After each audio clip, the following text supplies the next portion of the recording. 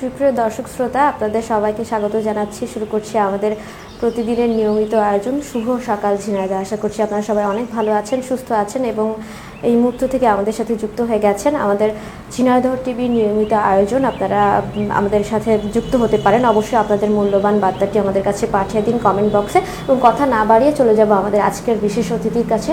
আমাদের সাথে আজকে আছেন একজন বিশেষ অতিথি। আমরা প্রথমেই তার কাছ থেকে তার নাম পরিচয়টি জেনে নিতে চাই। আজকে আমাদের সাথে আছেন ভাই, আপনি কেমন আছেন? জি, ভালো আছি। আপনি যদি আপনার নাম পরিচয়টা আমাদের দর্শকদের উদ্দেশ্যে একটু বলে দিতেন। ধন্যবাদ। সকলকে শুভ সকাল। আমি মোহাম্মদ আশরাফুল আলম, সাধারণ সম্পাদক, বাংলাদেশ কৃষক লীগ, ঝিনাইদহ জেলা শাখা। শুভ সকাল অনুষ্ঠানে আপনাকে স্বাগত। যেহেতু সকালবেলার প্রোগ্রাম, তো প্রথমে জানতে চাই আপনার সকালটা কিভাবে শুরু হয়? ধন্যবাদ। সকাল তো আসলে শুরুর এক এক দিনের এক এক ধরনের আঙ্গিক আছে। প্রতিদিনের সকালটা বা প্রতিদিনটা শুরুটা হয়তো একই রকম হয় না। তো যাই হোক, আমি সেই পর্যায়ে বা সেই আলোচনা যাওয়ার শুরুতেই আমি যেহেতু একজন রাজনৈতিক কর্মী, সে বিষয়ে আমি একটি কথা বলে শুরু করতে চাই। সেটা হচ্ছে শোকের মাস, আগস্ট মাস। আমি আমার এই কথা বা আলাপচারিতার শুরুতেই আমি শ্রদ্ধাভরে স্মরণ করি সর্বকালের সর্বশ্রেষ্ঠ বাঙালি, যে মহান নেতার জন্ম না হলে হয়তো আজকে এই লাল সবুজের পতাকা আমরা পেতাম না, বাংলাদেশ পেতাম না। বাংলাদেশ কৃষক লীগের গৌরবান্বিত সম্মানিত প্রতিষ্ঠাতা জাতির জনক বঙ্গবন্ধু শেখ মুজিবুর রহমানকে আমি শ্রদ্ধাভরে স্মরণ করছি। আমি বিদেহী আত্মার মাগফিরাত কামনা করছি। বঙ্গবন্ধু সহ, বঙ্গমাতা বেগম ফজিলাতুন্নেছা মুজিব সহ সেদিন যে সকল ব্যক্তি আমাদের এই প্রিয় নেতা এবং বঙ্গমাতার সাথে আত্মাহুতি দিয়েছিলেন, তারা শহীদ হয়েছিলেন, তাদের সকলের আত্মার মাগফিরাত কামনা করছি। সকাল আসলে এক এক দিন যেমন বলছিলাম যে এক এক রকম হয়ে থাকে। তো ঘুম থেকে উঠে আমার একটি পুত্র সন্তান আছে। স্বভাবতই স্ত্রী হয়তো আমাদের আগেই ঘুম থেকে উঠে যান পারিবারিক বিভিন্ন কাজের প্রয়োজনে। তো বেশিরভাগ দিনটাই সন্তানের মুখ দেখেই আসলে ঘুমটা ভাঙে এবং সকালটা শুরু হয়। তারপরে পারিবারিক কার্যক্রম শেষে ব্যবসায়িক প্রয়োজনে রাজনৈতিক কর্মকাণ্ডের ভিতর দিয়ে সকালটা আসলে শুরু হয়। তবে প্রতিনিয়তই চেষ্টা করি সকলের মঙ্গল কামনার ভিতর দিয়েই সকালটা শুরু করতে। সকালে ওঠার পর যে একটা প্রশান্তি কাজ করে, এটা আসলে কখন বেশি অনুভব হয়? ছোটবেলায় বেশি হতো নাকি এখন মনে হয় যে এখন যে সকালটা সেটা আসলে বেশি আমার কাছে বেশি প্রশান্তির? না, অবশ্যই ছোটবেলার সকালটা প্রশান্তির, এটা তো বলতেই হয়। এই কারণে বলতে হয়, ছোটবেলাটা এত দায়িত্বের মধ্যে ছিলাম না। ছোটবেলাটা নিজের অতপর অনেক মানুষের ভালো মন্দর সাথে জড়িত ছিল না। তখন একটা আলাদা রকম সকাল ছিল। আর এখন নিজের ভালো মন্দের সাথে সাথে অনেক মানুষ এবং অনেক কাজের চিন্তা ভাবনা ভালো মন্দ নিয়েই মূলত সকালটা শুরু হয়। তো অনেক সময় অনেক দিন দেখা যায় ভালো কিছুর একটা প্রত্যাশা থাকে, সেই দিনকার সকালকার ভালো লাগাটা প্রত্যাশাটা একটু অন্যরকম থাকে। যেদিন কাজের বা অন্য কোনো একটা ঘটনার কোনো একটা দায়িত্বের বিষয় থেকে যায়, সেদিনকে সকালটা তো আসলে ওই ধরনের স্বতঃস্ফূর্ত সুন্দর সময়টা। সকালটা সুন্দর হলে আসলে পুরো দিনটাই সুন্দর যাবে এরকম প্রত্যাশা করি। যেহেতু আপনি রাজনীতির সাথে আছেন, তো সকালটা আসলে যদি শুরু হয় ব্যস্ততার মধ্যে দিয়ে, তাহলে কি সারা দিনটাই ব্যস্ততায় কাটে? না, অনেকদিন সকালটা ব্যস্ততা শুরু হলে যে সারাদিন ব্যস্ততা থাকে সেটা না। আবার সকালে ব্যস্ততা না থাকলেও যে সারাদিনই ব্যস্ততা থাকে না, এমনটাও না। এটা আসলে সময়ের পরিপ্রেক্ষিতে এটা মানে নির্ভর করে আসলে। তো সকালবেলা জানতে চাচ্ছিলাম আপনার ছোটবেলার সকালটা কিভাবে শুরু হতো, কিভাবে কাটতো? ছোটবেলার সকাল মানেই ঘুম থেকে উঠে হয়তো কিছু না কিছু খেয়ে বা না খেয়ে পড়ার টেবিলে বসা, বইপত্র সাথে সকালটা শুরু হওয়া। এখন অবশ্য এটার পরিবর্তন ঘটেছে, এখনকার সকালে আর বই নিয়ে আমরা বসি না। হয়তো অনেকে আছে যে ঘুম থেকে ওঠার পরে এখনো বয়স হয়ে যাওয়ার পরেও তারা সেই সম্পর্কটা যুক্ত থাকেন, বইয়ের সাথে তাদের সম্পর্কটা থাকে। কিন্তু আমাদের সেই সম্পর্ক, আমাদের সেই শৈশবটা তখন আসলে ছিল যে সকালবেলা ঘুম থেকে উঠে আগে বই নিয়ে বসতে হবে, স্কুলে যাওয়ার প্রস্তুতি এরকম ছিল? হ্যাঁ হ্যাঁ হ্যাঁ, বই নিয়ে বসতাম। সাথে সাথে আগে সকালে তো আসলে আমার গ্রামে জন্ম, গ্রামে বেড়ে ওঠা, সেই ক্ষেত্রে সকালবেলা হয়তো এই পড়ার সাথে সাথে সেখানে কিছু মুড়ি ভাজা বা কিছু না কিছু হয়তো সকালে একটা নাস্তা, ভাই বোন সকলে একসাথে মিলে এবং বন্ধু বান্ধব যারা ছিল একসাথে মিলে স্কুলে যাওয়া, এই ব্যাপারটা আসলে ছিল। তো আপনি আসলে এখন কিভাবে দেখেন গ্রামের সকালটা, সেই শৈশবের গ্রামের সকালটা এখন শহরের সকালটা, আসলে আপনার কাছে কতটা পার্থক্য মনে হয়? পার্থক্যর বিষয়টা তো কিছুটা থেকেই যায়, কারণ গ্রাম এবং শহর এই দুইটা জায়গার মধ্যে আসলে পার্থক্য আছে।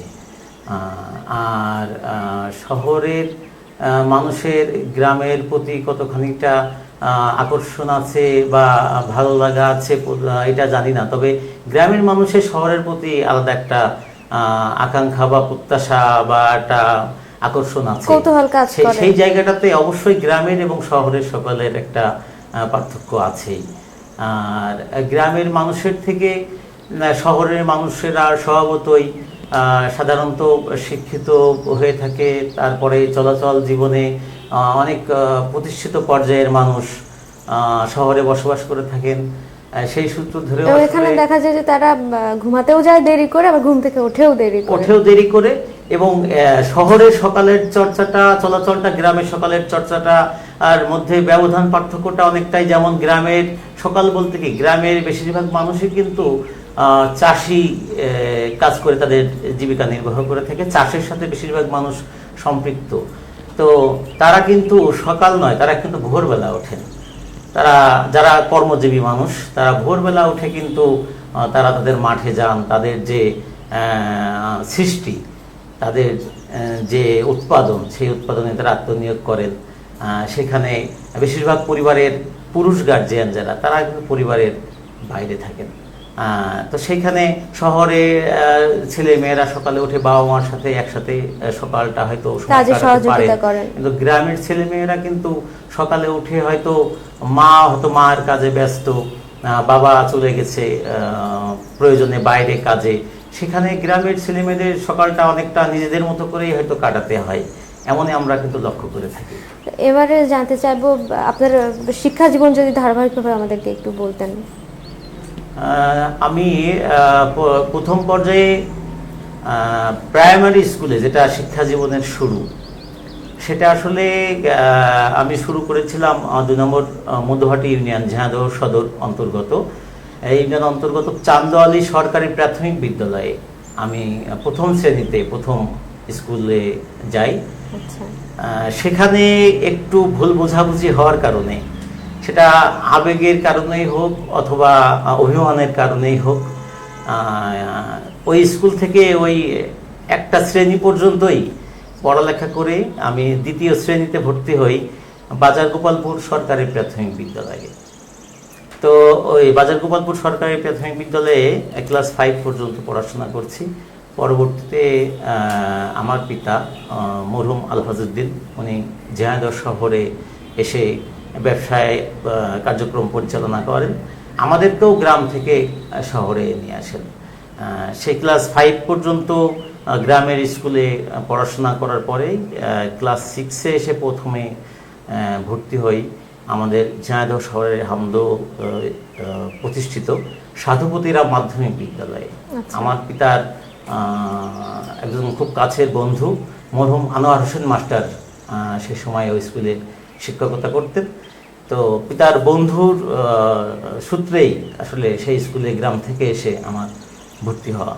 তো সেখানের অনেক স্মৃতি, অনেক বন্ধু বান্ধব আমার আছে। পরবর্তী পর্যায়ে এসে আমি আবার আমাদের পাগলাকানায় আরও একটু ভালো লেখাপড়ার জন্য বাড়ির থেকে উপলব্ধি করলে হয়তো বাড়ির থেকে একটু দূরে যাওয়া হয়, শহরে গাড়ি ঘোড়া চলে। তারপরেও একটা সময় দেখা গেল যে রেসিডেন্সিয়াল স্কুলগুলোতে কিন্ডারগার্টেন সে সময় ওইভাবে পরিচিতি ছিল না, তবে রেসিডেন্সিয়াল স্কুল হিসাবে একটা পরিচিতি ছিল। তখন আমাদের পাগলাকানায় মোড়ে, ঝিনাইদহ শহরের পৌরসভার মধ্যেই অবস্থিত পাগলাকানায় মোড়, সেখানে সেন্স অর্গান রেসিডেন্সিয়াল স্কুল নামে একটি প্রতিষ্ঠান ছিল।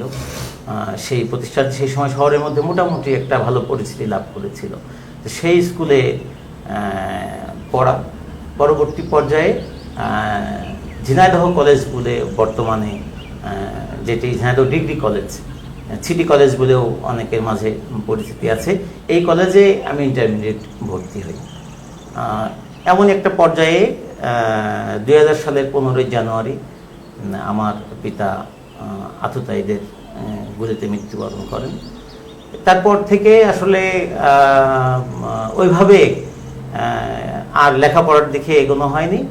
পারিবারিক প্রয়োজনে আর কিছুটা হয়তো নিজের অবহেলা ছিল, লেখাপড়ার প্রতি হয়তো অতটা আন্তরিক ছিলাম না সেই সময়, সেই বয়সে, যার কারণে পরবর্তী পর্যায়ে এই ব্যবসায়িক কার্যক্রম, রাজনৈতিক চলাচল, এই পর্যায়ক্রমে চলতে চলতে আজকের এই পর্যন্ত এসে দাঁড়ানো আর কি। অনেক ধন্যবাদ। আপনার শিক্ষা জীবন শুনছিলাম এবং জানছিলাম যে সেই ছোটবেলায় গ্রামে পড়াশোনা, তারপরে শহরে এসে মানিয়ে নেওয়া এবং তারপরে পরবর্তীভাবে পড়ালেখা একই সাথে চালিয়ে যাওয়া এবং রাজনীতিতে প্রবেশ করা বেশ দীর্ঘ একটা জার্নি বলা যায়। তো এরপরে আপনার পারিবারিক জীবন যদি আমাদেরকে একটু বলতেন। ধন্যবাদ।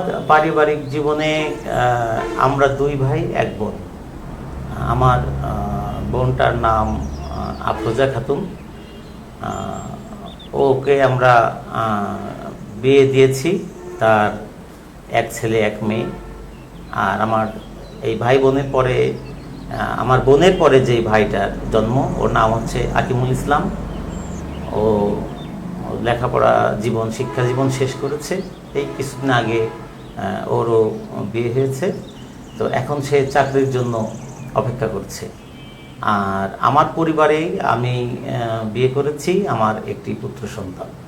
আচ্ছা, তো এখন আপনি বলছিলেন যে আপনি কলেজ জীবন থেকে রাজনীতির সাথে যুক্ত হয়ে গেছেন, তো রাজনীতির শুরুটা আসলে কিভাবে হলো? সেই কলেজ জীবনে রাজনীতির প্রতি যে একটা ভালো লাগা, এটা আসলে তৈরি হওয়ার পেছনের কারণটা কি?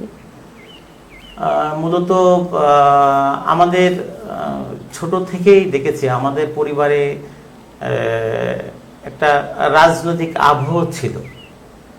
সেটা হচ্ছে ওইভাবে রাজনৈতিক পর্যায়ের কার্যক্রমের বাইরেও বা রাজনৈতিক পর্যায়ের কার্যক্রম সম্পৃক্ত না হলেও অনেক সময় সামাজিক কর্মকাণ্ড আমাদের পরিবারে দীর্ঘদিনের একটা চর্চা আছে।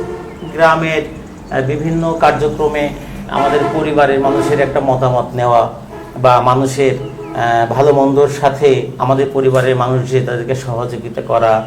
গ্রামে অনেকটা মাতুব্বাড়ি যে এমন একটা প্রথা আছে যে কিছু মানুষ গ্রামে অনেক সময় কেউ অন্যায় করলে তাদের সে অন্যায়টা কেন করলো জবাবদিহিতার জায়গায় নিয়ে আসা বা তাদেরকে একটু শাসন করা, এই যে দায় দায়িত্ব যেগুলো পালন করার বিষয় থেকে যায়, মানুষ প্রত্যাশাও করে।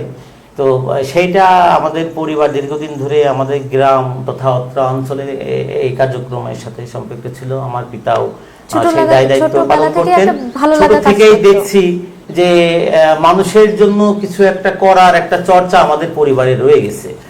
তো সেই চর্চার মধ্য দিয়ে আমরা বড় হওয়ার পরে কলেজ জীবনে এসে আমি স্কুল জীবনে এভাবে কিন্তু রাজনীতির সাথে সম্পৃক্ত ছিলাম না। আমি স্কুল জীবনের সাংস্কৃতিক অঙ্গনের সাথে আমি সম্পৃক্ত ছিলাম।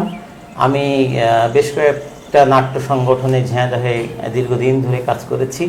আমি জেলা শিল্পকলা একাডেমির সদস্য ছিলাম, বর্তমানে উপজেলা শিল্পকলা একাডেমির যুগ্ম সাধারণ সম্পাদক হিসাবে এখনও পর্যন্ত আছি। আমাদের অঙ্কুর নাট্য একাডেমির প্রতিষ্ঠাকালীন সময় থেকে অদ্যাবধি পর্যন্ত সেখানে কাজ করে আসছি। তো সাংস্কৃতিক অঙ্গনে নাট্যকর্মী, শিল্পী এবং সংগঠক হিসাবে দীর্ঘ একটি সময় ধরে কাজ করছি।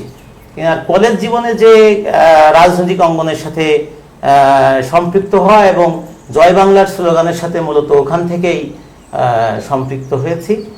তারপরে পর্যায়ক্রমে কৃষক লীগের আজকে ঝিনাইদহ জেলা শাখার সাধারণ সম্পাদকের দায়িত্ব পেয়েছি এবং সেটা চেষ্টা করছি সুন্দরভাবে দায়িত্বটা পালন করবার। অনেক সংগ্রাম এবং অনেক অনেক রাজনৈতিক অভিজ্ঞতার মাধ্যমে এখন আপনি কৃষক লীগের সাধারণ সম্পাদকের দায়িত্ব পালন করছেন। তো শুরুটা কি কঠিন ছিল? শুরুটা আসলে সবারই কঠিন থাকে যে কোনো কাজে। তো আপনার শুরুটার কথা যদি একটু জানতে চাই, সেই শুরুর দিকে একটু ফিরিয়ে নিয়ে যেতে চাই, তাহলে কি বলবেন? শুরুটা তো যেহেতু আপনি এখন একটা বড় দায়িত্বে আছেন, বড় দায়িত্ব পালন করছেন। কঠিন তো অবশ্যই ছিল। সেটি হচ্ছে প্রথমত কথা হচ্ছে যে রাজনৈতিক অঙ্গনটা একটা আসলে এখন একটা প্রতিযোগিতার জায়গা হয়ে গেছে। হ্যাঁ, খুবই একটা প্রতিযোগিতার জায়গা হয়ে গেছে। দ্বিতীয়ত হচ্ছে যে পারিবারিকভাবেও কিন্তু একটা সংকটের মধ্যে আমরা পড়েছি। কারণ সংসারের যেই ব্যক্তিটি সংসারটা দেখভাল করেন, পরিচালনা করেন, একজন মুরব্বী থাকেন। আমরা তো আমাদের ছোট বয়সেই আসলে তাকে হারিয়েছি, তাকে সেই বয়সে আমি হারিয়েছি। তো পরিবারে বাবা না থাকার কারণে একটা পর্যায়ে সংসারের যে সংকট, সংসারের যে প্রয়োজন, সেগুলো বাড়ির বড় ছেলে হিসাবে মেটানোর যে কার্যক্রম, সেই কার্যক্রম দায়িত্ব পালনের পাশাপাশি রাজনৈতিক অঙ্গনে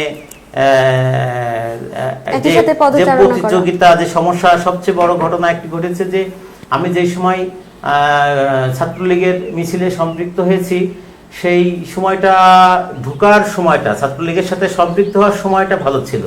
এ কারণে ভালো ছিল যে সেই সময়টা দীর্ঘদিন পরে জাতির পিতা বঙ্গবন্ধু শেখ মুজিবুর রহমানকে যখন 1975 সালের 15ই আগস্ট হত্যা করা হয় নৃশংসভাবে, অত্যন্ত ঘৃণিতভাবে কলঙ্কজনক একটি অধ্যায় সৃষ্টি করা হয়, তার পরবর্তী সময়ে কিন্তু আওয়ামী লীগের চরম একটি সংকটময় পরিস্থিতি, দুর্দিন এসে যায়। পরবর্তী পর্যায়ে জাতিজনক বঙ্গবন্ধু শেখ মুজিবুর রহমানের সুযোগ্য কন্যা, বেশ কয়েকবারের সফল মাননীয় প্রধানমন্ত্রী জননেত্রী শেখ হাসিনা যখন স্বদেশ প্রত্যাবর্তন করে সংগঠনের দায়িত্ব গ্রহণ করেন, তারপর থেকেই আবার সংগঠন এগোতে থাকে। সেই সংকটময় মুহূর্ত পার করে আস্তে আস্তে সামনের দিকে এগোতে থাকে। আমি যেহেতু বললাম ভালো একটি সময়, এ কারণে বললাম যে ওই সময়টাতে বঙ্গবন্ধু কন্যা জননেত্রী শেখ হাসিনা কিন্তু রাষ্ট্রের দায়িত্বে ছিলেন। তখন বাংলাদেশ আওয়ামী লীগ সরকার পরিচালনা করছিল, আর জননেত্রী শেখ হাসিনা সেই সরকারের সফল প্রধানমন্ত্রী ছিলেন, যে কারণে ওই সময়টা আওয়ামী লীগের একটু ভালো সময় ছিল। তো পরবর্তী পর্যায়ে কিন্তু 2001 সালের নির্বাচনের পরে আমরা সকলে জানি যে আমাদের এই দেশে কী রকম একটা ভয়াবহ একটা অবস্থা তৈরি হয়েছিল। কারণ আমাদের এই প্রজন্ম, আমরা যেই বয়সে জন্মগ্রহণ করেছি, তারপর থেকে আমরা কিন্তু 71 দেখার সৌভাগ্য আমাদের হয়নি।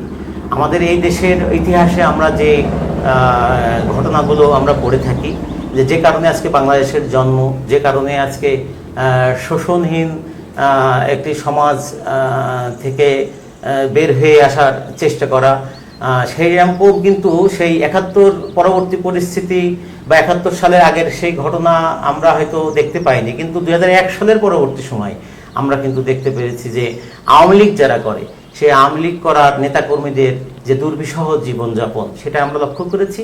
এবং সেই 2001 সাল পরবর্তী সময়টাই কিন্তু রাজনীতিক একটা গুরুত্বপূর্ণ সময় আমাদের জীবনে, এই প্রজন্মে আমরা যারা রাজনীতিতে এসেছি, রাজনৈতিক কর্মী, আমাদের জীবনে সেই সময়টা কিন্তু আমরা পার করে এসেছি। অতএব ওই সময়টা যে দায়িত্ব পালনের কষ্ট, সেটি বড় কথা না। সবচেয়ে বড় কথা হচ্ছে যে রাজনীতি করা এবং দায়িত্ব পালন করার কোনো সুযোগই ছিল না। কারণ সেই সময়ে সরকার নানান রকমের দমন, নিপীড়ন, মিথ্যা মামলা, হামলা, এই জাতীয় ঘটনা ঘটিয়ে এই রাজনৈতিক কর্মকাণ্ডকে এবং আমাদের অগ্রযাত্রাকে ব্যাহত করবার জন্য বারবার প্রয়াস চালিয়েছেন। এবং সেই সময়টি অনেক কঠিন ছিল। সেই কঠিন সময়ের ভিতর দিয়ে আমাদের পার হয়ে কিন্তু আজকে আসতে হয়েছে।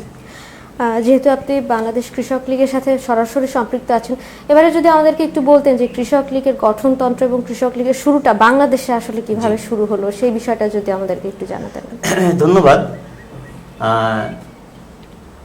1971 সালের মহান মুক্তিযুদ্ধের পরবর্তী সময়ে বাংলাদেশ স্বাধীন হওয়ার পরে জাতির পিতা বঙ্গবন্ধু শেখ মুজিবুর রহমান যখন দেশে ফিরে এসে দেশ গঠনে আত্মনিয়োগ করলেন, সেই সময় তিনি উপলব্ধি করলেন যে এদেশের অধিকাংশ মানুষ আসলে কৃষক। তো শ্রেণীভিত্তিক বিভিন্ন সংগঠন আছে, যে সংগঠনগুলো ওই শ্রেণীর মানুষের ভালো মন্দ, সুবিধা অসুবিধার বিষয়গুলো নিয়ে প্রতিনিধিত্ব করে থাকে, তাদের সে বিষয়গুলো উপস্থাপন করে থাকে। এবং আমরা দেখতে পাই যে আমাদের মহান মুক্তিযুদ্ধেও কিন্তু কৃষক সমাজ সবার সামনে সারিতে ছিল, সবার আগেই তারা কিন্তু যুদ্ধে অনুপ্রাণিত হয়েছিলেন। জি। তো সেই মোট অবস্থায় বঙ্গবন্ধু দেখলেন যে দেশের সেই সময় থেকে আমরা শুনি যে শতকরা 80% মানুষ কৃষক। তো যে দেশের শতকরা 80% মানুষ কৃষক, সেই কৃষক সমাজের ভাগ্যের উন্নয়ন না ঘটলে তো আসলে বাংলার ভাগ্যের উন্নয়ন ঘটানো সম্ভব নয়। বঙ্গবন্ধু যে স্বপ্ন দেখতেন এই বাংলাকে আমি সোনার বাংলা গড়ব, সেই কৃষক সমাজকে বাদ দিয়ে তো সোনার বাংলা করা সম্ভব নয়। অতএব এই কৃষক সমাজের ভাগ্যের পরিবর্তন ঘটাতে পারলেই অধিকাংশ মানুষের ভাগ্যের পরিবর্তন ঘটবে এবং তখন এই সোনার বাংলার প্রকৃত যে লক্ষ্য উদ্দেশ্য গঠনে সেটি সম্ভব হবে। তখন বঙ্গবন্ধু উপলব্ধি করলেন যে একটি কৃষক সংগঠন গঠন করা প্রয়োজন, যে কৃষক সংগঠন ওই কৃষক সমাজে ভালো মন্দ বঙ্গবন্ধুকে বলবে, অথবা কৃষক সমাজের ভালো মন্দ নিয়ে তারা তাদের যে গুরুত্বপূর্ণ ভূমিকাটা তারা অধিকার আদায়ে কথা বলবে। এমন একটা পর্যায়ে 1972 সালের 19 এপ্রিল জাতির পিতা বঙ্গবন্ধু শেখ মুজিবুর রহমানের নেতৃত্বে, তার পরামর্শে এবং তার একান্ত প্রচেষ্টায় বাংলাদেশ কৃষক লীগ সেদিন প্রতিষ্ঠিত হয়েছিল। তার পরবর্তী পর্যায়ে 1975 সালে বঙ্গবন্ধুকে হত্যা করার পরে বঙ্গবন্ধুর সুযোগ্য কন্যা জননেত্রী শেখ হাসিনা যখন বাংলাদেশে স্বদেশ প্রত্যাবর্তন করলেন, তিনি বাংলাদেশে স্বদেশ প্রত্যাবর্তন করেই কৃষক বাঁচাও দেশ বাঁচাও কর্মসূচির ঘোষণা করলেন। সেই কৃষক বাঁচাও দেশ বাঁচাও কর্মসূচির ঘোষণার মধ্য দিয়েই আজকের দিনের মাননীয় সফল প্রধানমন্ত্রী কৃষক রত্ন শেখ হাসিনা বাংলাদেশ কৃষক লীগের সাংগঠনিক নেত্রী হিসাবে আমাদের এই সংগঠনকে দেখভাল করছেন এবং আমাদেরকে দিক নির্দেশনা প্রদান করছেন। বর্তমানে আমাদের প্রিয় নেত্রী জননেত্রী শেখ হাসিনার নির্দেশনায় বাংলাদেশ কৃষক লীগের সংগ্রামী সভাপতি কৃষিবিদ সমীর চন্দ্র এবং সংগ্রামী সাধারণ সম্পাদক অ্যাডভোকেট উম্মে কুলসুম স্মৃতি এমপি মহোদয়ের সরাসরি নির্দেশনায় আমাদের সাংগঠনিক কার্যক্রম আমরা এগিয়ে নিয়ে চলেছি। এবারে জানতে চাই যে যেহেতু বাংলাদেশে অনেক অনেক সংগঠন আছেন এবং বহু সংগঠন তারা তাদের কাজ করে থাকেন, তাদের যে বিষয়গুলো নিয়ে তারা সামনের দিকে আগিয়ে যেতে চান সেটা চালিত আছে। তো কৃষক লীগকে আসলে কিভাবে আপনারা সংগঠিত করেন, তাদেরকে বোঝানোর বিষয়টা আপনারা কিভাবে দেখেন? কারণ তাদেরকে বোঝানোটা একটু কঠিন হয়ে পড়ে, কারণ অধিকাংশ কৃষক সমাজ গ্রামের মানুষ, তারা পড়ালেখা থেকে অতটা কাছে থাকেন না, পড়ালেখা থেকে বেশ বলা যায় অনেকটা দূরেই থাকেন। তো তাদেরকে আসলে বুঝিয়ে সংগঠিত করা, কোনো কাজে উদ্যোগী করা, এই বিষয়টা আপনারা কিভাবে দেখেন? এই ব্যাপারটা আসলে কিভাবে ব্যাখ্যা করবেন আপনি? এটা ব্যাখ্যা করব আসলে প্রকৃত অর্থেই কিন্তু আমরা মানুষ কিন্তু আসলে মানুষের মধ্যে সকল মানুষ দেখা অর্থে আমরা মানুষ বিবেচনা করি বা বলি। তাদেরকে আসলে মূল স্রোতধারা ফিরে আনতে কি একটু কঠিন মনে হয়? আমি সেই জায়গায় আসছি, কিন্তু আসলে সকল মানুষগুলাই কিন্তু প্রকৃত অর্থে মানুষ না। কারণ মানুষের মধ্যে যদি মানুষের চরিত্র, মানুষের গুণাবলী না থাকে, তাহলে সবাইকে আসলে ওইভাবে মানুষ বলা যায় না। অমানুষ অনেক ক্ষেত্রে দেখতে মানুষ হলেও আসলে মানুষ বলা যায় না। অমানুষগুলোর শব্দ আছে যে মানুষ কিন্তু অমানুষও হয়। তো সেই জায়গায় কিন্তু এই চলার পথে এবং এই আমাদের সাংগঠনিক কার্যক্রমের মধ্যে আমরা চলাচলের ভিতর দিয়ে কিন্তু এটা আমার ব্যক্তিগত উপলব্ধি, আমি জানি না আমার এই উপলব্ধির সাথে আর সকল পর্যায়ে সম্মানিত সুধীবৃন্দ যারা দেখছেন বা শুনছেন তারা একমত হবেন কিনা। কৃষকরা আসলে এই দেশের সোনার মানুষ, কৃষকরা আসলে এই দেশের সোনার মানুষ এবং এই কৃষকদের সাথে থেকে কৃষকদের ভালো মন্দ নিয়ে এই সংগঠনটি করতে পেরে, কৃষক সংগঠন করতে পেরে আমি খুবই গর্ববোধ করি, আমার খুবই ভালো লাগে। আপনি যথার্থই বলেছেন যে কৃষকরা মূলত তারা চিন্তা করে যে তার মাঠে যে সৃষ্টিটা আছে, যেটা সে উৎপাদন করছে, তার বেশিরভাগ সময়টাই এটার পরিচর্যা, এটার ভালো মন্দ, এর বাইরে কিছুটা তার পরিবারকে নিয়ে কৃষক কিন্তু ভাবেন। হ্যাঁ, এর বাইরে কিন্তু আমরা যেভাবেই বলি না কেন, সংগঠন করা, দুর্নীতি করা, অনিয়ম করা, কারোর মানুষের লাঠি মারা, এমন অনেক ঘটনা নিয়ে কৃষক কিন্তু ভাবে না। তাদের উৎপাদনের সৃষ্টি নিয়ে মূলত তারা বেশি ব্যস্ত থাকেন। আর যেহেতু কাজ নিয়েই তারা বেশি ব্যস্ত থাকেন, আর পারিবারিক প্রয়োজনে কৃষক হচ্ছেন, বেশিরভাগ কৃষকই একটা পরিবারের কিন্তু গার্জিয়ান হন।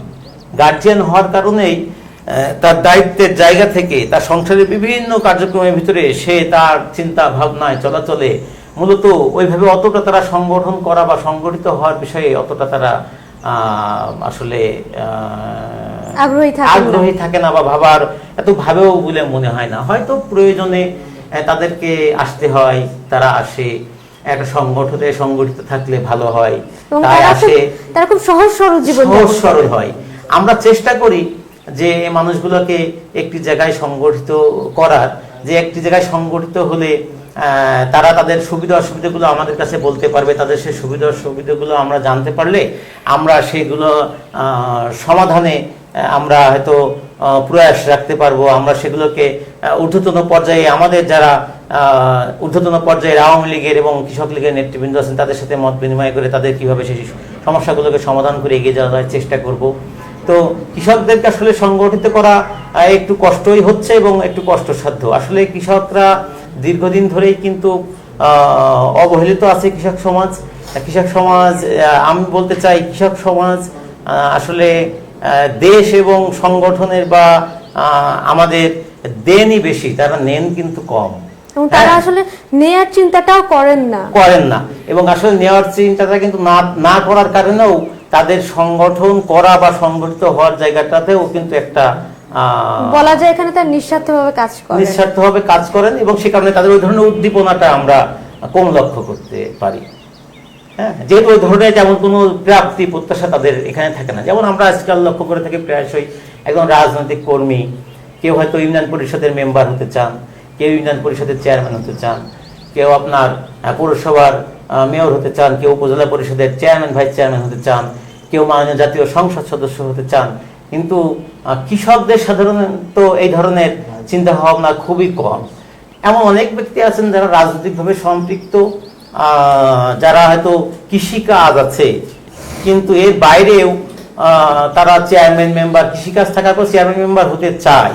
হ্যাঁ, তাদের চলাচল আঙ্গিকটা কিন্তু প্রকৃত অর্থে কৃষক, অধিক শ্রেণীর কৃষক যেভাবে চলাচল করে আমাদের দেশে সেই আঙ্গিকটার থেকে একটু পার্থক্য থাকে। হ্যাঁ, একেবারেই যারা সাধারণ পর্যায়ের কৃষক, আমরা যাদেরকে নিয়ে সংগঠন করি, আমরা যাদেরকে নিয়ে কাজ করি, তারা কিন্তু এইভাবে কোনো কিছু হওয়ার উদ্দেশ্য তাদের ভিতরে সেই চাওয়া পাওয়াটা খুবই কম থাকে এবং যে কারণে তাদেরকে সংগঠিত করা এবং ঐক্যবদ্ধ করে আমাদের সংগঠনকে এগিয়ে নেওয়াটাও একটু কষ্টসাধ্যই হয়। এবং আসলে তারা সবসময় প্রকৃত অর্থকেই মানে আসল ব্যাপারটা ধরে আসলে এগিয়ে চলতে চান, যে আমরা প্রকৃতভাবেই কাজ করতে চাই, যদি কাজ করি মানুষের জন্য আসলে সেভাবেই কাজ করতে চাই। তো এবারে জানতে চাইবে যে সংগঠনের গঠনতন্ত্র অনুযায়ী কৃষক সমাজকে সংগঠিত করা এবং তাদের স্বার্থ সংরক্ষণ ও উন্নয়নের জন্য 1972 সালে আওয়ামী লীগের সহযোগী সংগঠন কৃষক লীগের জন্ম হয়। তো যেহেতু ইট পাথরের এই নগরে কৃষক নেই, সেহেতু তাদের সংগঠিত করার সুযোগও আসলে সেভাবে নেই। কিন্তু যে কৃষকদের স্বার্থে এই সংগঠন, তার কেন্দ্রীয় কমিটিতে কৃষক বা কৃষকদের সক্রিয় ভূমিকা আসলে কতটুকু আপনি দেখতে পান? না, অবশ্যই ভূমিকা আছে। একটি বিষয় আমি বলি, একটা পর্যায়ে এমন ছিল, একটা পর্যায়ে আমরা শুনেছি বা জেনেছি যে আমাদের শহর পর্যায়ে কৃষক সংগঠনের কমিটি ছিল না। কারণ এই ভাবনাটা এমনই ছিল যে শহরে তো কৃষক বাস করেন না, গ্রামে কৃষক বাস করেন, অতএব কৃষক সংগঠন গ্রাম পর্যায়ে গড়ে তুললেই ভালো হয়। তো একটি পর্যায়ে দেখা গেল যখন কোনো একটা আন্দোলন সংগ্রাম হয়, সেই আন্দোলন সংগ্রাম সংগঠিত হওয়ার ক্ষেত্রে এবং কৃষক সমাজকে নিয়েও যদি কোনো আন্দোলন সংগ্রাম করা হয়, তো এই আন্দোলন সংগ্রামগুলো কিন্তু শহর কেন্দ্রিক যদি করতে না পারা যায়, তাহলে গ্রাম পর্যন্ত, গ্রামে এটা করে কিন্তু ওইভাবে তার গুরুত্বটা সৃষ্টি করা যায় না, আলোড়ন সৃষ্টি করা যায় না। তো শহর পর্যায়ে যদি কমিটি না থাকে বা শহর পর্যায়ে যদি নেতাকর্মীদের সংগঠিত আগে থেকে করা না থাকে, তাহলে বিবিধ সময়ে কিন্তু গ্রাম থেকে কৃষকদেরকে নিয়ে এসে শহর পর্যায়ে আন্দোলন করাটা একটু কঠিন হয়ে যায়। আবার শহর পর্যায়ে নিয়ে এসে বাইরের থেকে এক জায়গায় মানুষকে নিয়ে এসে ওইভাবে কিন্তু অগ্রগতি করাটা একটু কঠিন হয়ে যায়। এরকম পর্যায়ের একটা উপলব্ধি থেকে পরবর্তী পর্যায়ে শহর পর্যায়ে কৃষক লীগের যে সাংগঠনিক কমিটি গঠনের সে কার্যক্রম শুরু হয়েছে এবং আমরা লক্ষ্য করেছি যে বাংলাদেশ আওয়ামী লীগের বেশ কয়েকটি অঙ্গ এবং সহযোগী সংগঠন আছে। তো আওয়ামী লীগ যখন বিভিন্ন আন্দোলন কর্মসূচির ডাক দেয়, সেই আন্দোলন কর্মসূচিতে যখন অন্যান্য সহযোগী সংগঠনগুলো তাদের নেতাকর্মীদেরকে নিয়ে একটি বড় অংশে তারা সংগঠিত হয়ে এসে জেলা আওয়ামী লীগকে এবং উপজেলা আওয়ামী লীগকে, মূল যে সংগঠন আওয়ামী লীগকে সহযোগিতা করে, সেই জায়গায় আমরা কৃষক লীগের সংগঠন, আমরা যদি সম্মানজনক সংখ্যক নেতাকর্মীদেরকে নিয়ে সেই কর্মসূচিতে আমরা অংশগ্রহণ করতে না পারি, তাহলে আমাদের নিজেদের কাছে খারাপই শুধু লাগে না, আমাদের মূল পার্টির কাছেও কিন্তু আমাদের সম্মান নষ্ট হয় বা আমাদের গুরুত্বটা সেখানে নষ্ট হয়। যে কারণে প্রত্যহ কর্মসূচিতে কিন্তু গ্রাম থেকে নেতাকর্মীদের নিয়ে আসাটাও কঠিন হয় এবং একটা খরচযোগ্য একটা বিষয়ও হয়, যেটা একটা আমাদের জন্য কঠিন হয়ে দাঁড়ায়। আর শহর পর্যায়ে পৌর পর্যায়ে যদি আমাদের সংগঠনকে সংগঠিত আমরা রাখতে পারি, তাহলে কিন্তু শহরের নেতাকর্মীদের সাথে সাথে কিছু সংখ্যক কৃষক গ্রাম পর্যায় থেকে নিয়ে আসলেই কিন্তু আমরা সেই কর্মসূচিগুলো অত্যন্ত সুন্দরভাবে সফলভাবে আমরা বাস্তবায়ন করতে পারি। আরেকটি বিষয় হচ্ছে যে শহর পর্যায়ে নেতৃবৃন্দ আমাদের জাতীয় পর্যায়ে নেতৃবৃন্দর সাথে, জেলা পর্যায়ে নেতৃবৃন্দের সাথে আমাদের প্রত্যেক সময় প্রতিনিয়ত সর্বসময় আমাদের তৃণমূল গ্রাম পর্যায়ে নেতাকর্মীদের আমাদের সমন্বয় আছে। আমার হয়তো গ্রাম পর্যায়ে নেতাকর্মীরা আছে, আমাদের হয়তো গ্রাম পর্যায়ে নেতৃবৃন্দরা, কৃষকরা যে কথাগুলো শহরে এসে বলতে পারে না বা যেভাবে বলা দরকার যেভাবে বলতে পারে না, শহরের যারা নেতৃবৃন্দ আছে তারা চলাচলের আঙ্গিকে হোক বা তাদের জানাশোনার জায়গা থেকে হোক, তারা কিন্তু সে বিষয়গুলো অনেক ভালোভাবে উপস্থাপন করতে পারে, ভালোভাবে বলতে পারে।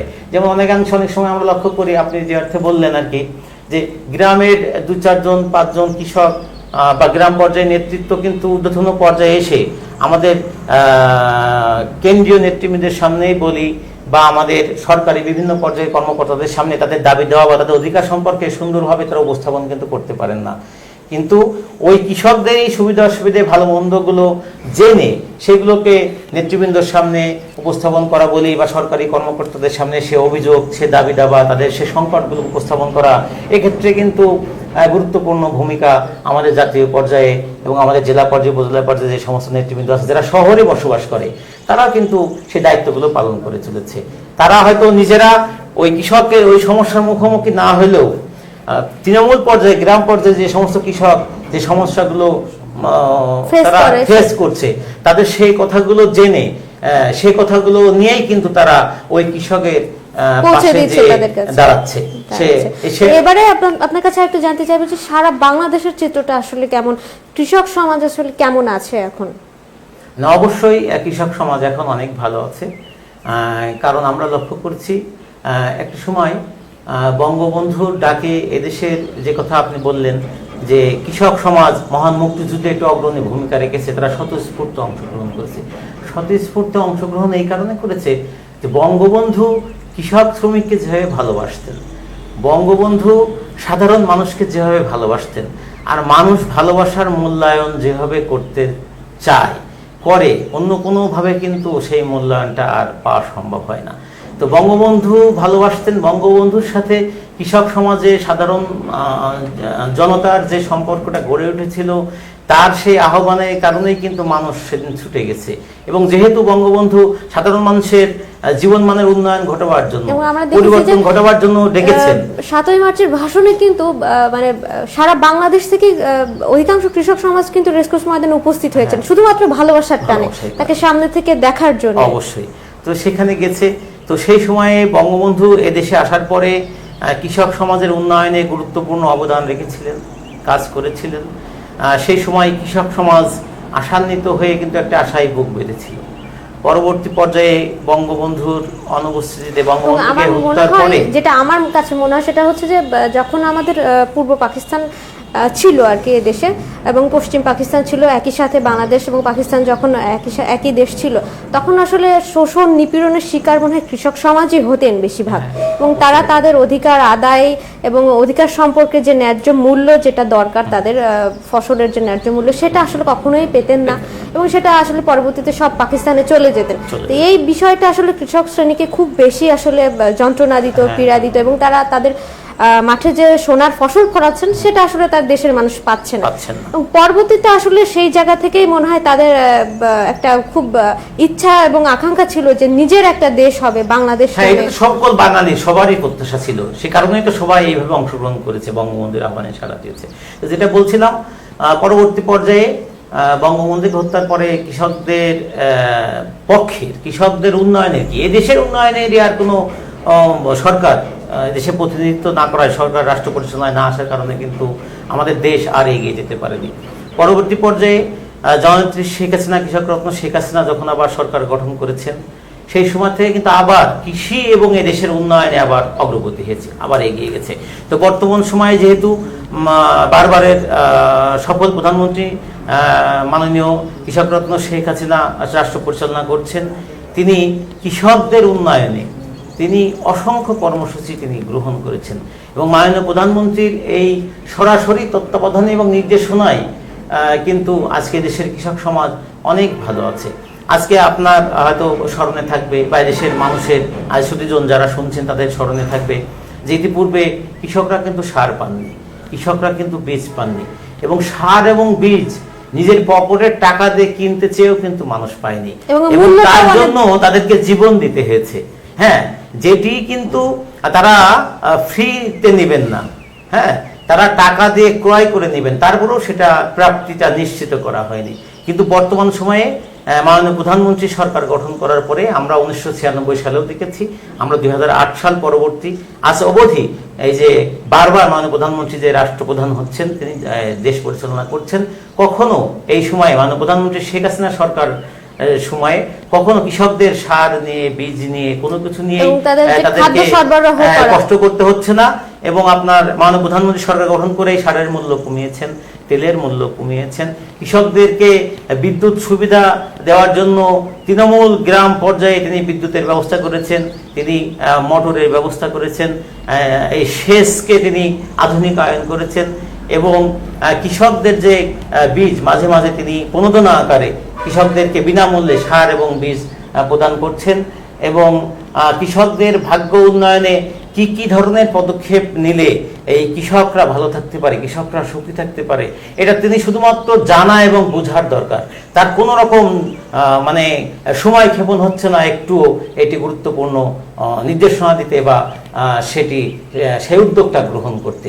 তিনি নিরলসভাবে রাত দিন এদেশের এবং আমাদের এই কৃষক সমাজের ভাগ্য উন্নয়নে কাজ করে চলেছে এবং তার নির্দেশনায় আমাদের কৃষি মন্ত্রণালয়ের মাননীয় মন্ত্রী মহোদয় সহ আমাদের কৃষি বিভাগের বিভিন্ন পর্যায়ে আমাদের কর্মকর্তাবৃন্দ তারাও কাজ করছে, আমরা তাদের সাথে আমরা মিলে করছি। যার ফলশ্রুতিতে আমরা লক্ষ্য করেছি, আমরা হয়তো সকলে জানি যে আজকে বাংলাদেশ কিন্তু আজকে খাদ্যে স্বয়ংসম্পূর্ণ হয়েছে এবং আজকে আমরা স্বল্প উন্নত রাষ্ট্র থেকে কিন্তু আজকে আমরা একটি উন্নয়নশীল রাষ্ট্রের দিকে আমরা এগিয়ে চলেছি এবং কৃষকরা আজকে অনেক ভালো আছে। কৃষকদের এই উৎপাদনের ভিতর দিয়েই কিন্তু আজকে আমাদের শুধুমাত্র যে খাদ্য সম্পূর্ণতা অর্জন করেছি সেটাই নয়, আজকে তাদের অর্থনৈতিক সমৃদ্ধির সাথে সাথে কিন্তু বাংলাদেশ আজকে অর্থনৈতিকভাবে সমৃদ্ধ, প্রবৃদ্ধিও বাড়ছে। আর যেটা বিশেষ করে যেটা যে কৃষকদের প্রান্তিক অঞ্চলে কিন্তু বহু রাস্তা নির্মাণ হয়েছে, তাদের চলাচলের সুবিধা, খাদ্য সরবরাহ অনেক অনেক সুবিধা কিন্তু তারা পেয়েছেন এবং আমার মনে হয় সেই উৎসাহে কিন্তু আমরা দেখতে পাই যে আমাদের ফসলের বাম্পার ফলন হচ্ছে এবং বলা যায় যে প্রতিটা জেলায় খাদ্য স্বয়ংসম্পূর্ণ এবং যে করোনা যে ক্রান্তিকাল গেল এখানেও কিন্তু কৃষকরা আমার মনে হয় যে সঠিকভাবে তাদের যে খাদ্য সরবরাহ দেখেছি যে আমরা যানবাহন বন্ধ থাকলেও কিন্তু কৃষকরা যাতে সুবিধা মতো তাদের খাদ্য সরবরাহ করতে পারে সেই সুবিধাটা কিন্তু রাখা হয়েছিল। হ্যাঁ, এবং একটি বিষয় যেমন করোনাকালীন সময়ে সারা বিশ্ব আসলে একটি স্থবির অবস্থা এবং আমরা দেখতে পাচ্ছি অনেক দেশ কিন্তু খাদ্যাভাবে পড়েছে, কিন্তু আসলে খুবই আশ্চর্য একটা বিষয়, বাংলাদেশ কিন্তু এখনো পর্যন্ত খাদ্যে কোনোভাবে কোনো অভাব পরিলক্ষিত হয়নি। সাথে সাথে কৃষকের উৎপাদন কিন্তু বন্ধ হয়নি, কৃষক কিন্তু তার উৎপাদন চালিয়েই যাচ্ছে। আমাদের দেশ যে আমরা ভালো আছি আমি হয়তো ব্যক্তিগতভাবে উপলব্ধি করি, এটাও আমাদের একটা দিক যে দেশের কৃষক কিন্তু তাদের উৎপাদন চালিয়ে গেছে, তারা কিন্তু উৎপাদন তারা কিন্তু বন্ধ করেনি, তারা তাদের যে কাজ দীর্ঘ ধারাবাহিকতায় সে একইভাবে তারা কিন্তু উৎপাদন তারা করে চলেছে এবং স্রষ্টার অশেষ রহমত যে আমাদের দেশের কৃষকদের বর্তমানে তাদের উৎপাদন ভালো হচ্ছে, তাদের আবাদ নষ্ট হচ্ছে কম এবং পরপর দীর্ঘ ধারাবাহিকতা আমরা দেখেছি। মাঝে একটি সময় কিছুটা খারাপ গেলেও বেশ কয়েকবার সরকারের পক্ষ থেকে উদ্যোগ গ্রহণ করায় কৃষক কিন্তু তাদের প্রত্যেকটা ফসলে প্রত্যেকটা আবাদে তারা ভালো দাম পাচ্ছে, তাদের এই ভালো দাম পাওয়ায় তাদের সংসার তাদের সমৃদ্ধি কিন্তু আসলে ভালো চলছে ভালোভাবে, এবং বলা যায় যে করোনার কালে মাননীয় প্রধানমন্ত্রী যে ঐকান্তিক প্রচেষ্টা, এবং তিনি চেয়েছিলেন যে কৃষক সমাজ যাতে ভালো থাকে এবং তারা ভালো থাকলে আসলে সমাজের প্রতিটা মানুষ ভালো থাকবে, সেই কারণেই কিন্তু আসলে কৃষক সমাজ এত সুন্দরভাবে সবকিছু মেনটেন করে গেছেন। তো দর্শক, আমরা আছি সকালের অনুষ্ঠানে শুভ সকাল ঝিনাইদহে। আশা করছি আপনারা আমাদের সাথে আছেন, আপনাদের মূল্যবান মতামত আমরা পড়বো। আশা করছি অনেকেই আমাদের সাথে আছেন। তবে এই মুহূর্তে যেতে চাই একটা বিরতিতে, ফিরছি একটু পরে, আমাদের সাথেই থাকুন। ইনসাফ এখন একটি ফোন কলে 30 মিনিটের মধ্যে ইনসাফ হোম ডেলিভারি সার্ভিস পৌঁছে দিবে আপনার পছন্দের সকল বাজার সদাই, তাও আবার একদম ডেলিভারি চার্জ ছাড়া এবং বাজার দরে। তাই কোনো পণ্য কিনেই ঠকবেন না, গুণে মানে ও দামে। ইনসাফ দিচ্ছে নিত্য প্রয়োজনীয় সকল সতেজ টাটকা শাকসবজি, মাছ, মাংস, চাল ডাল সহ সকল মুদিদ্রব্য ও দেশি মুরগির ডিম, দেশি গরুর দুধ, নিজেদের ভাঙানো বোটা ছাড়ানো মরিচের গুঁড়া, হলুদের গুঁড়া, ধনিয়া গুঁড়া, গমের লাল আটা, সরিষার তেল, খাঁটি মধু এবং এলপি গ্যাস সিলিন্ডার। কি নেই ইনসাফ হোম ডেলিভারি সার্ভিসে? এক প্ল্যাটফর্মে সকল পণ্য পেতে এখনই কল করুন। ইনসাফ হোম ডেলিভারি সার্ভিস ঝিনাইদহের প্রতিষ্ঠান, আমাদের সকলের প্রতিষ্ঠান। ভেজালের ভিড়ে অর্গানিক ও বিষমুক্ত পণ্য সংগ্রহ করে গ্রাহকের কাছে পৌঁছানোই আমাদের অঙ্গীকার। ঝিনাইদহে ব্যতিক্রম ধর্মী প্রতিষ্ঠান নিপুণ লেডিস কর্নার, শুধুমাত্র মহিলাদের জন্য, মহিলা দ্বারা পরিচালিত। এখানে পাচ্ছেন বিভিন্ন ডিজাইনের রেডিমেড ব্লাউজ, পেটিকোট, হেজাব ওড়না, ওড়না, ওয়ান পিস, টপস, প্লাজো, টাইস, জিন্স প্যান্ট, জিন্সের লেডিস শার্ট, ইমিটেশনের গহনা, সীতাহার, চুর, বালা, লেডিস পার্টস, আধুনিক ডিজাইনের কানের দুল সহ মহিলাদের যাবতীয় সামগ্রী বিক্রেতা। নিপুণ লেডিস কর্নার, শীতাতপ নিয়ন্ত্রিত। নিপুণ জুয়েলার্স, রেডিমেড ও অর্ডারি গহনার নির্ভরযোগ্য প্রতিষ্ঠান। 1299 মার্কেটের পাশে, হাসিয়া আমির প্লাজা, গীতাঞ্জলি সড়ক, ঝিনাইদহ। সুপ্রিয় দর্শক, আপনাদের সবাইকে আবারও স্বাগত জানাচ্ছি শুভ সকাল ঝিনাইদহে। আমরা বেশ গুরুত্বপূর্ণ একটা বিষয় নিয়ে কথা বলছিলাম। আমাদের সাথে উপস্থিত ছিলেন আশরাফুল আলম। তার কাছ থেকে জানছিলাম অনেক জানা অজানা কথা, এবং কৃষক সমাজ যারা আমাদের প্রতিনিয়ত আমাদেরকে সচল রেখেছে, আমাদের চলার পথটা আরও মসৃণ করেছে, তাদের সম্পর্কে জানছিলাম। তাদের অধিকার আদায়ে তারা কতটুকু এখনও সক্রিয় আছেন, কতটুকু অধিকার আদায় করতে পারছেন, এবং সেই বিষয়গুলো নিয়ে আমরা জানছিলাম তার কাছ থেকে। তো আবার আপনার কাছে একটু জানতে চাই যে আপনার দীর্ঘ রাজনৈতিক জীবনে এতটা জার্নি, তো এর মধ্যে আসলে কোনো বিষয় কি আপনার কখনো মন খারাপ করায়? কোনো বিষয় এখনো কি মনে হয় যে এই ব্যাপারটা আসলে আমার মনে পড়লে একটু মন খারাপ হয়ে যায়? এটা হ্যাঁ, অবশ্যই।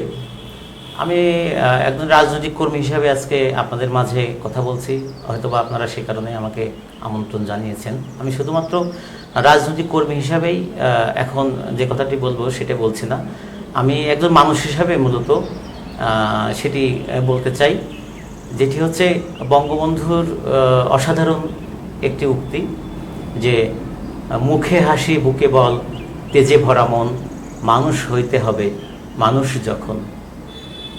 তো প্রকৃত অর্থে মানুষের যেই গুণাবলী, মানুষের যেই চরিত্র থাকা দরকার, হওয়া দরকার, সেই জায়গাটি আমি অনেক ক্ষেত্রেই, শুধুমাত্র রাজনৈতিক অঙ্গনে না, জীবন চলাচলের অনেক জায়গাতে, অনেক ক্ষেত্রে আমি দেখছি যে আমরা আমাদের সেই জায়গাটিতে আমরা নাই। আর মানুষ হিসেবে আমরা যে আমাদের যথাযথ জায়গায়, আমাদের চারিত্রিক বৈশিষ্ট্যে আমরা নাই, এটি আমাকে ইদানিংকালে খুবই বেশি ভাবাচ্ছে এবং পীড়া দিচ্ছে। হ্যাঁ, বিভিন্ন আঙ্গিকে আমরা আমাদের গুণাবলী থেকে, আমাদের মানুষ্য চরিত্রের থেকে সরে যাচ্ছি তো অবশ্যই, কিন্তু আমি আরো এগিয়ে যে বলবো যে আমরা সরে গেছি। এটা খুবই একটি কষ্টদায়ক, আমি বলবো না এটা খারাপ একটি দিক। আমাদের সেই জায়গা থেকে অবশ্যই ফিরে আসা উচিত।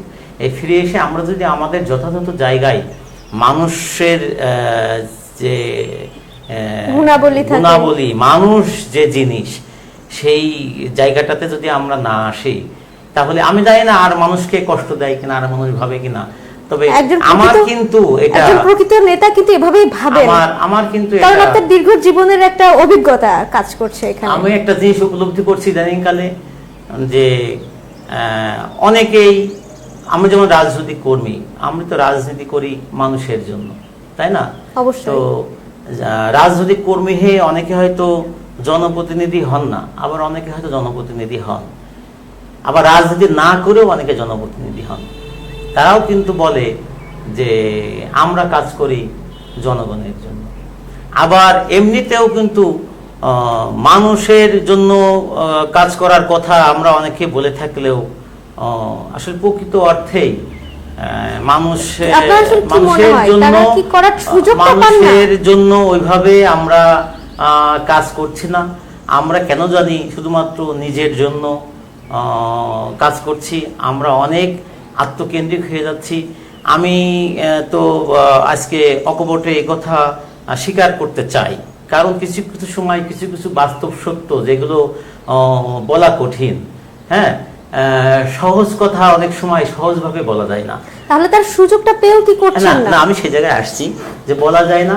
যেমন আজকে মাননীয় প্রধানমন্ত্রী জননেত্রী শেখ হাসিনা, দেখেন, তিনি প্রকৃত অর্থেই, সত্যিকার অর্থেই মানুষের জন্য কাজ করেন, নিরলসভাবে কাজ করেন, এবং একজন মানুষের যে সফলতা, যে কাজ, সেই কাজ, তার সেই সফলতা, তার সেই আমি কি বলবো, তার যে মানে অর্জন, সে অর্জন কিন্তু আমরা অনেক আওয়ামী লীগের নেতাকর্মী আজকে আমরা ভোগ করছি। কিন্তু আমরা যারা বঙ্গবন্ধু আদর্শের কর্মী, আমরা যারা আওয়ামী লীগের রাজনীতির সাথে সম্পৃক্ত, আমরা যারা রাজনৈতিক নেতা কর্মী এবং জনপ্রতিনিধি, আমাদের যারা সম্মানিত আছেন, আমি তাদের শ্রদ্ধা রেখেই বলছি, আমরা সকলে যদি প্রকৃত অর্থে আমরা শুধুমাত্র মানুষের কাজ করার জন্য, আমরা সত্যিকার অর্থে আমাদের উপরে যে অর্পিত দায়িত্ব, সেই দায়িত্বটা সুন্দরভাবে আমরা পালন করতাম, তাহলে আজকে বাংলাদেশ যে বঙ্গবন্ধু সোনার বাংলা হতে যে সময় লাগছে, আমি বিশ্বাস করি সেতটা সময় হয়তো লাগতো না, এবং বঙ্গবন্ধু কন্যা জননেত্রী শেখ হাসিনার হয়তো এই অগ্রগতি, এই উন্নয়নকে এগিয়ে নিতে এতটা কষ্ট পেতে হতো না। সবাই যদি যার যার জায়গায় ঠিকমতো দায়িত্ব পালন করতো। এটা আমি একটা রাজনৈতিক ভাবে হয়তো বললাম, তো রাজনৈতিক ভাবে বলার বাইরেও প্রত্যেকটা মানুষ যদি তার যথাযথ দায়িত্বটা সে পালন করত, তাহলে শুধুমাত্র রাষ্ট্র এগিয়ে যেত আমি সেটাই বলবো না, আমরা প্রত্যেকেই প্রত্যেকের জায়গা থেকে আরো ভালো থাকতাম, এবং প্রত্যেকেই মনে প্রত্যেকের সাহায্য সহযোগিতা ছাড়া আগাতে পারে, আমরা ভালো থাকতাম। কারণ হয়তো সাহায্য সহযোগিতা লাগতেই পারে, লাগে, সাহায্য সহযোগিতা লাগে, কিন্তু সেই সাহায্য সহযোগিতা কিন্তু একটা সময় আমরা যখন ছোট ছিলাম, ছোট থেকে বড় হয়েছে, আমরা কিন্তু দেখেছি একজনের উপকারে আরেকজন এগিয়ে এসেছে, কিন্তু যত সময় পার করছি এখন কিন্তু দেখছি একজনের উপকারে আরেকজন এগিয়ে আসতে চাচ্ছে না, এবং কিছু কিছু মানুষ এখনো যারা সেই সরলতায় আছে, এখনো যারা সেইটা নিজের মধ্যে ধারণ করে এখনো পরের উপকারে চলে যায়। আমরা এখন প্রায়শই মানুষকে বলতে শুনি যে ও উপকার করতে যে লাভ নাই, ও উপকার করতে আর যেও না। এই যে আমরা কিন্তু আরো মানুষকে নিরুৎসাহিত করছি, হ্যাঁ, মানে এই যে আমাদের যে পরিবর্তনগুলো ঘটছে, আমরা মনে করি যে অবশ্যই এই আঙ্গিকগুলো বা এই দিকগুলো ভালো কিছু না। আপনি যেহেতু আমাকে প্রশ্ন করলেন যে ভালো লাগা মন্দ লাগা, এটি আমার খুব একটা খারাপ লাগার একটি কারণ, আমার খুবই আসলে। এবারে যদি বলি ভালো লাগার কোনো বিষয়, যেহেতু আমি আসলে আমন্ত্রিত অতিথিদের কাছ থেকে জানতে চাই যে একদমই ঐকান্তিকভাবে মানুষ হিসেবে হয়তো কোনো জায়গায় এক্সপ্রেস করা হয়নি, জানানো হয়নি, কিন্তু মনের মধ্যে কখনো কখনো ভালো লাগা খারাপ লাগা আবদ্ধ হয়ে থাকে। তো খারাপ লাগার বিষয়টা জানলাম, ভালো লাগার কোনো বিষয়, ঘটনা যদি। ভালো লাগার বিষয় আসলে মানুষের জন্য কিছু করতে পারলেই ভালো লাগে, হ্যাঁ, দেখা যাচ্ছে সারাদিন একজনের জন্য কাজ করলাম, তার পেছনে আমার অনেক অর্থ গেছে বা আমার সময় গেছে, তারপরেও সেই মানুষটা উপকার করতে পেরেছি, এটা ভালো লাগে। এবারে যদি আরেকটু কৃষক লীগ নিয়ে জানতে চাই, যে আওয়ামী লীগের সভা সমাবেশে যোগ দেওয়া, এর বাইরে আসলে কৃষক লীগ কি কি কাজ করে থাকে, কি কি কর্মসূচি গ্রহণ করে? আওয়ামী লীগের বিভিন্ন আন্দোলন কর্মসূচি অংশগ্রহণ করার বাইরে কৃষকদের সুবিধা অসুবিধে নিয়ে এটা আমাদের হয়তো কেন্দ্রের থেকে কর্মসূচি ঘোষণা করা নাই, বা আওয়ামী লীগের কোনো ঘোষিত কর্মসূচিতে অংশগ্রহণ করার বাইরেও আমাদের আঞ্চলিকভাবে এই স্থান কেন্দ্রিক কৃষকদের যে সুবিধা অসুবিধাগুলো আছে সেগুলো নিয়ে আমরা কাজ করে থাকি। আমরা বৃক্ষরোপণ কর্মসূচি আছে, আমরা বৃক্ষরোপণ কর্মসূচিটা আমরা পালন করে থাকি। যেমন আমাদের এই যে কিছুদিন আগে আমাদের ঝিনাইদহে আমাদের কৃষকরা বীজ নিয়ে প্রতারিত হয়েছিল, যে বিষয়টা এই অঞ্চল কেন্দ্রিক হয়েছিল। আমরা কৃষকদের সেই বীজগুলোকে কেন সঠিক বীজ না দিয়ে ভেজাল বীজ দিয়ে কৃষকদেরকে ক্ষতিগ্রস্ত করা হয়েছে, আমরা কৃষক সমাজের অনেকের সাথেই আমরা মত বিনিময় প্রেক্ষী তাদের কাছ থেকে অভিযোগ পাওয়ার পরে আমরা মাননীয় কৃষিমন্ত্রী মহোদয় বরাবর, আমরা জেলা প্রশাসক মহোদয় বরাবর স্মারকলিপি পেশ করে আমরা সেখানে তাদের সেই ক্ষতিগ্রস্ত জায়গাটিতে কিভাবে সহযোগিতা করা যায় আমরা চেষ্টা করেছি। আমাদের এখানে বিভিন্ন সময় আমরা দেখতে পাই যে আগে এক সময় শুধুমাত্র শ্রমিকরা, মানে মানুষ শ্রমিক, তারা হয়তো মাঠে ধান কর্তন করতেন, কৃষকের ধান ঘরে উঠিয়ে দিতেন। কিন্তু জননেত্রী শেখ হাসিনার সরকার গঠন করার পরে কিন্তু কৃষককে আধুনিকায়ন করেছেন, যান্ত্রিককরণ করেছেন। তিনি ভর্তুকির মূল্যে, নামমাত্র মূল্যে তিনি কৃষকদেরকে কিন্তু যন্ত্র দিয়ে এই শ্রমিক সংকট থেকে নিরসন করবার চেষ্টা করেছেন, এবং এই যন্ত্র আসার পরে কিন্তু কৃষকের খরচ অনেক কমে গেছে। কিন্তু আমরা লক্ষ্য করেছি কষ্ট কমে গেছে, কারণ এখন আর শ্রমিক সেমন একটা পাওয়া যায় না। তো আমরা দেখেছি যে অনেক জায়গায় অনেক এই গাড়ির মালিক যারা এই যন্ত্র নিয়ে এসছে, যেগুলো এখন আধুনিকায়ন হয়েছে, তারা সেই ধান কাটা মেশিন দিয়ে যে ধান কাটে, তারা কম্বাইন্ড হারভেস্টার, সেই মেশিনে দেখা যাচ্ছে যেই মূল্য নিয়ে কৃষকের ধান কেটে দেওয়ার কথা, তারা সেই মূল্যে ধান কেটে না দিয়ে তারা দেখা যাচ্ছে অনেক বেশি মূল্য কৃষকের কাছ থেকে নিচ্ছে। সেই বিষয়টি আমরা মাঠ পর্যায়ে জেনে আমরা তারা যাতে সেই সঠিক মূল্য নিয়ে কৃষকদেরকে এই কাজগুলো সম্পাদন করে দেন, কৃষক যাতে ক্ষতিগ্রস্ত না হয়, সেই বিষয়গুলো নিয়েও কিন্তু আমরা কাজ করছি। মাননীয় প্রধানমন্ত্রী কৃষকদের জন্য অনেক অনেক যে বিষয়গুলো রেখেছেন, অনেক অনেক কাজ করে চলেছেন। তো এই সুযোগ সুবিধাগুলো আসলে কৃষক সমাজ কিভাবে পাবেন? বিশেষ করে আপনি যেহেতু ঝিনাইদহ জেলায় আছেন, ঝিনাইদহ জেলার দায়িত্বে, তো ঝিনাইদহ জেলার কৃষক এবং ঝিনাইদহের আশেপাশে যারা আছেন তারা আসলে সুযোগ সুবিধাগুলো কোথায় পাবেন? পার্টির পক্ষ থেকে একটি নির্দেশনা দেওয়া আছে যে আমাদের সরকার কি কি উদ্যোগ গ্রহণ করছে, কৃষকরা কি কি সুযোগ সুবিধা পেতে পারে, সে বিষয়গুলো কৃষকের মাঝে সচেতনতামূলকভাবে সেগুলো তাদেরকে বলা, এবং তাদেরকে সেই ইয়েগুলো সরকারি সহযোগিতাগুলো গ্রহণ করার জন্য উদ্যোগী করে তোলার আমাদের একটি সাংগঠনিক নির্দেশনা আছে। আমরা সেগুলো চেষ্টা করি গ্রাম পর্যায়ে কৃষকদেরকে সে বিষয়গুলো জানানো এবং তাদেরকে সেগুলো সম্পর্কে সচেতন করা, সেগুলো গ্রহণে উদ্যোগী করা। এর পাশাপাশি প্রত্যেকটা ইউনিয়নে 3 জন করে উপসহকারী কৃষি কর্মকর্তা নিয়োগ করা আছে। হয়তো কোথাও কোথাও কম থাকতে পারে, পোস্ট হলো 3 জন করে উপসহকারী কৃষি কর্মকর্তা। এই যে সরকারি যে 3 জন মানুষ ইউনিয়ন পর্যায়ে দায়িত্ব পালন করছে, তারাও কিন্তু কৃষকদেরকে সরকারের যে কর্মসূচিগুলো আছে, সরকারের যে সুযোগ সুবিধাগুলো আছে, সেগুলো সম্পর্কে কৃষকদেরকে জানান এবং কৃষকদেরকে গ্রহণ করার জন্য এবং সচেতন করবার জন্য তারাও কাজ করছেন, আমরাও কাজ করছি। এবারে একটু জানতে চাই যে সর্বশেষে জানতে চাই সেটা হচ্ছে যে আমাদের ঝিনাইদহ কৃষক লীগের বর্তমান কি অবস্থা, এবং আপনার যেহেতু এখন 2021 সাল, পরবর্তী 5 বছর বা তারও অধিক সময় আপনার ভিশনটা কিভাবে দেখতে চান কৃষক লীগকে, কোথায় থাকতে চায়, এবং আপনার কর্মসূচি কি উদ্যোগ গ্রহণ করতে চান কৃষকদের জন্য? আমাদের ঝিনাইদহ জেলা কৃষক লীগের সাংগঠনিক অবস্থান অনেক ভালো। বর্তমানে আমাদের জেলা কৃষক লীগের সাংগঠনিক যে কমিটি, সেই কমিটি আমরা নির্ধারিত সময় অতিক্রম করে চলেছি। হয়তো করোনাকালীন এই পরিস্থিতি না গেলে ইতিপূর্বেই আজকের এই সময় পূর্ববর্তী সময়ে আমাদের জেলা সম্মেলন সম্পন্ন হতো। করোনাকালীন এই সময়ের কারণে সাংগঠনিক কার্যক্রম মাঝে বন্ধ থাকার কারণে আমরা সেটা সম্পন্ন করতে পারিনি। আমাদের কেন্দ্রীয় কৃষক লীগের পক্ষ থেকে ইতিমধ্যেই আমাদেরকে নির্দেশনা দেওয়া হয়েছে এবং জানানো হয়েছে যে খুব দ্রুত সময়ের মধ্যে সামনে আমাদের উপজেলা, ইউনিয়ন এবং আমাদের জেলা কৃষক লীগের সাংগঠনিক ইউনিটগুলো আমাদের সম্মেলনের মাধ্যমে নতুন নেতৃত্ব নিয়ে আসা হবে। সেক্ষেত্রে হয়তো আমাদের জেলা কৃষক লীগেরও সম্মেলন আসবে। আর যেভাবে আমরা কৃষকের জন্য কাজ করে যাচ্ছি, আমরা এভাবেই কৃষকের জন্য কাজ করে যেতে চাই। কৃষক যেভাবে এগিয়ে যাচ্ছে কৃষক আজকে সুখী সুন্দর জীবনযাপন অতিবাহিত করছে। আমরা চাই এইভাবেই কৃষক সুখী সুন্দর জীবনযাপন অতিবাহিত করুক। কৃষকের উপর যাতে আর কখনো সেই দমন নিপীড়ন সেই পরিস্থিতিটা না আসে। কৃষকের ঘর থেকে গরু খুলে নিয়ে যায়, কৃষকের পুকুরের ঘের থেকে মাছ ধরে নিয়ে যায়, কৃষক সার চেয়ে সার পায় না, কৃষক আপনার তার যে দ্রব্যের মূল্য সেই ন্যায্য মূল্যটা কৃষক পায় না। এই যে এখন যে পরিস্থিতিটা চলছে এইভাবে যাতে কৃষক এগিয়ে যেতে পারে সেই প্রত্যাশাটা আমি আজকের এই দিনে এই সময়ে আমি আবারও রাখছি। আপনাকে অনেক অনেক ধন্যবাদ এবং কৃতজ্ঞতা আমাদেরকে সময় দেওয়ার জন্য, এবং কৃষক লীগ সম্পর্কে এবং বর্তমানে কৃষকের কি অবস্থা এবং কৃষকের উন্নয়ন পরিস্থিতি সাফল্য বিভিন্ন বিষয় তুলে ধরেছেন। আপনাকে অনেক অনেক ধন্যবাদ এবং কৃতজ্ঞতা। ধন্যবাদ। আমরা মনে হয় শেষ করব। আমরা শেষ করব অনুষ্ঠান একেবারে শেষের দিকে, সময় শেষের দিকে। ধন্যবাদ। এই পর্যন্ত যে সকল সম্মানিত সুধীবৃন্দ আমাদের এই আলোচনা দেখছেন এবং শুনছেন, আপনাদের সকলকে আমি ধন্যবাদ এবং কৃতজ্ঞতা জানাই। আমি কৃতজ্ঞতা জানাই যে আজকে আমাকে এখানে ঝিনাইদহ টিভির পক্ষ থেকে আমন্ত্রণ জানানো হয়েছে।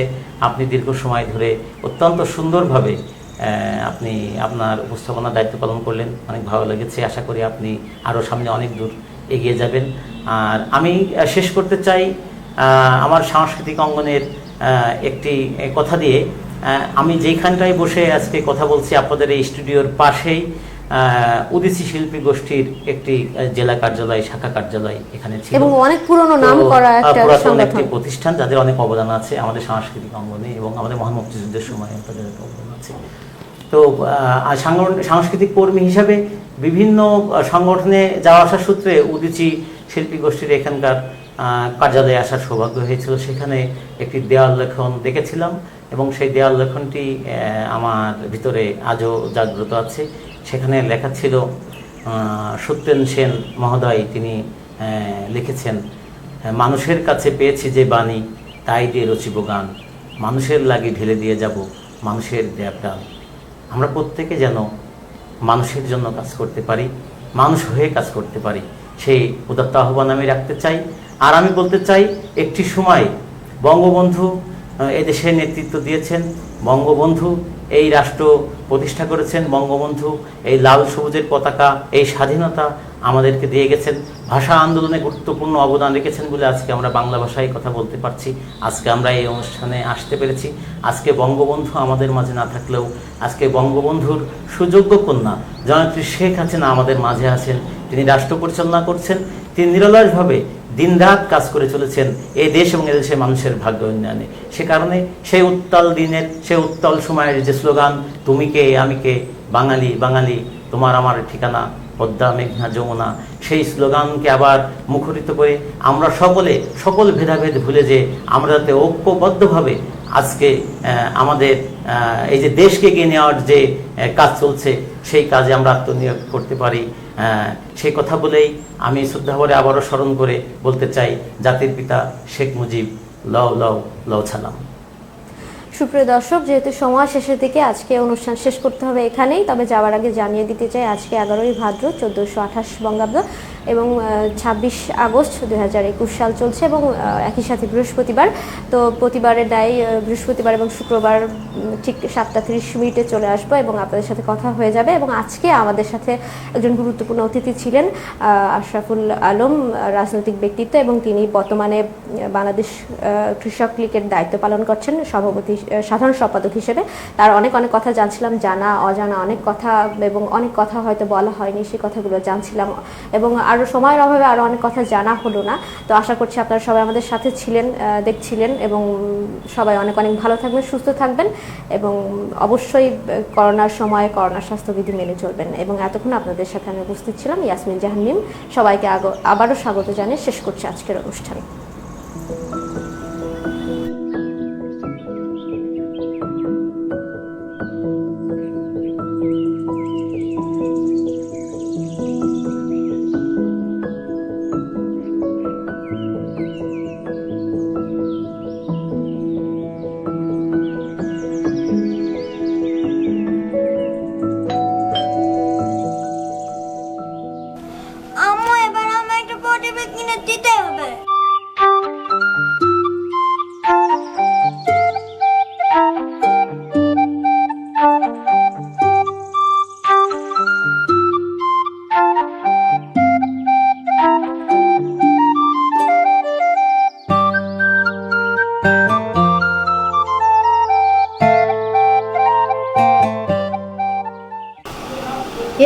কতদিন বলো তো?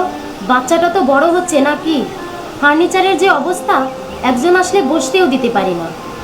দেখো, যে বেতন পাই তাতে সব সাধ্যে কুলায় না। তবে ফার্নিচারের যা দাম, একটু ধৈর্য ধরো, আস্তে আস্তে সব কিনে দেবো। বাবা আমাকে ভালো পড়া টেবিল কিনে দেন না। ঠিক আছে আম্মু, ভালো পড়ার টেবিল কিনে দেবো। যাও এখন খাওয়ার টেবিলে যাও, আমি আসছি। আচ্ছা শোনো, হ্যাঁ?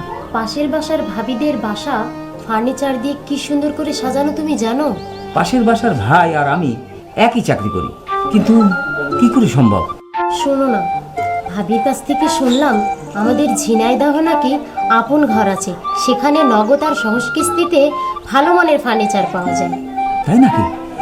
এই ঝিনাইদহ এই আপন ঘর কোন দিকে বলো তো? এই তো আমাদের পাগলাখানার মোড়ে আপন ঘর।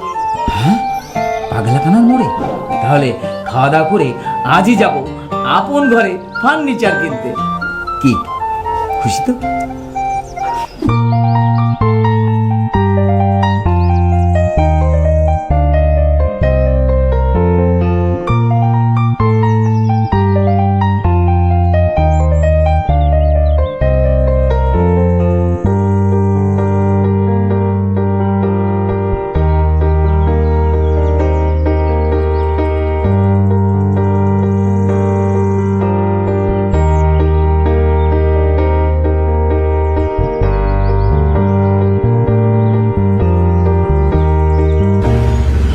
আপনারাও আপনাদের আপনজনকে নিয়ে আপন ঘরে আসুন, আপনার ঘরকে আপন করে সাজান।